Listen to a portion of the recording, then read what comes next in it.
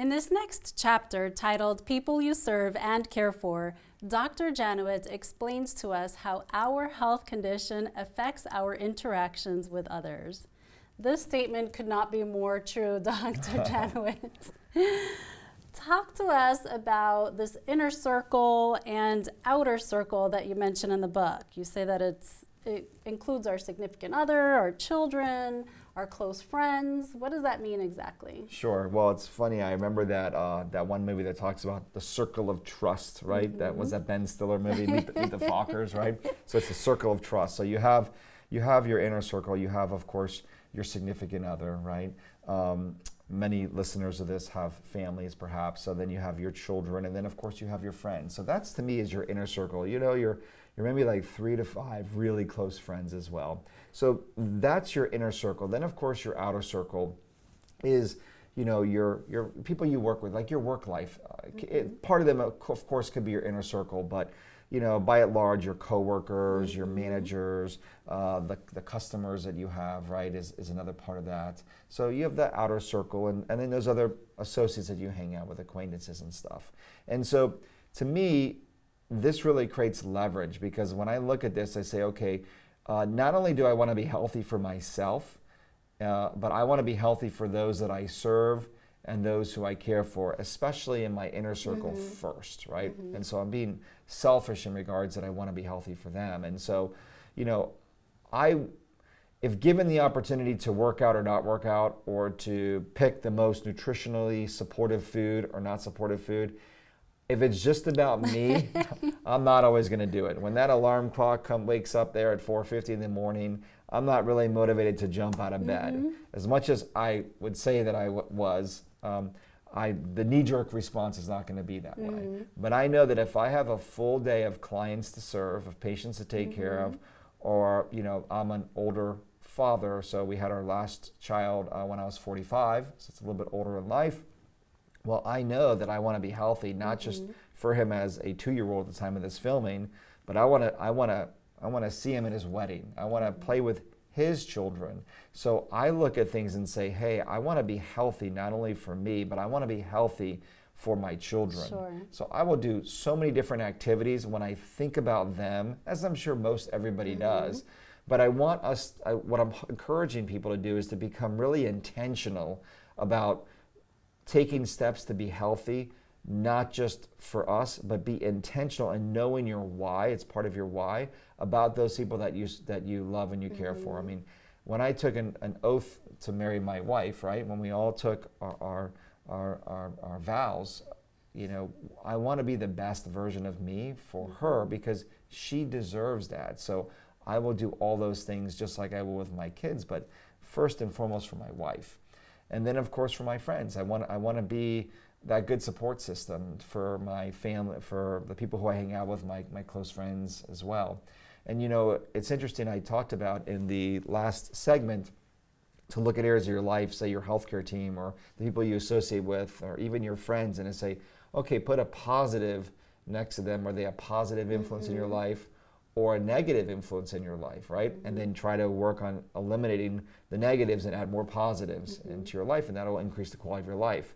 Well, this is also a good time to take that question in reverse and then say, so if someone was to put my name on their list, and that's the first question you want to say, is like, how many people have your name on their list that you're part of their inner circle? Or as a positive. Well, first, you're right, but first, did you even make the list? Oh, okay. Did you make the cut? Like, how many people would say that you're a mentor or you're a leader in their life in some aspect? You know, you're a very spiritually grounded person, and you know, people are inspired by that, and with your modeling career, people are inspired by that. So you would be on a lot of people's lists in different ways of who you are as a person. I hope so. You are. You're on one of my lists, so you're an inspiration to me as well. Thank you. You're welcome. And then, but how many people would you be on that list of their inner circle, which is a blessing, right? And then, to the second point of your question, would they put a positive or a negative sign next to your name? And so that really lends to the accountability as well. And how are we managing our inner circle and how are we managing other people's inner circle that we may be in, right? So that gives your highest leverage point is your inner circle. And then of course, as you expand out there to your work life or the rest of your world life, right? Then that's your next level of, hey, how do you show up? And so that will give you that accountability. So when I think about the people group, the first one being our mentors and our leaders and our coaches and all those, that's where we learn a lot of the processes.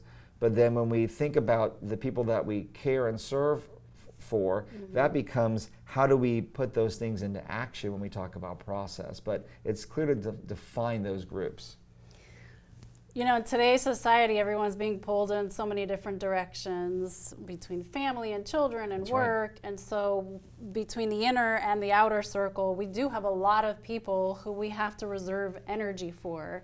And as you mentioned, the inner circle will demand the most energy from us at the beginning of the day, at the end of the day. That's right. That's right. And so it's important for us to maintain that energy. That's right. Even after we've served our outer circle and how to return to the inner circle, which can be challenging. That's right. But you talk about how managing our health and keeping your health at a prime functioning level affects those interactions. How does it affect those interactions specifically? Absolutely. So I'll just give you an example. So in my practice, we see patients very early in the morning. So we have a 6:45 patient, and then we have a 6 o'clock patient, and well over 100 patients in between. And my philosophy with how I approach care in my practice is I always wanted that 6:45 patient to have great energy, have me fully present, fully engaged in them getting well.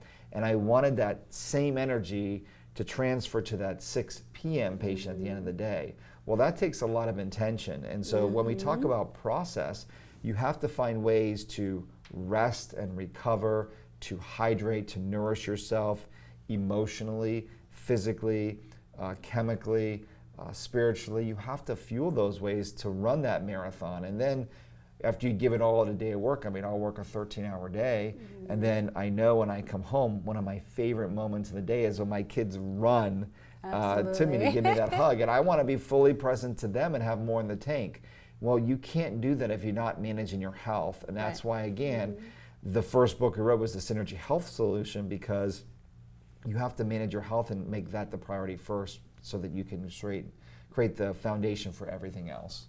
Right, Yeah. absolutely. And anyone who's suffered from health issues and then recovered and experienced being healthy again understands the difference between your personal output.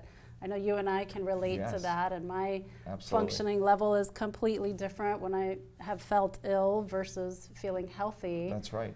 And the outcome of feeling healthy and being able to serve the people around me really encourages me to, you know, to fight for that continued health. That's right. That's awesome. Excellent. Thank you.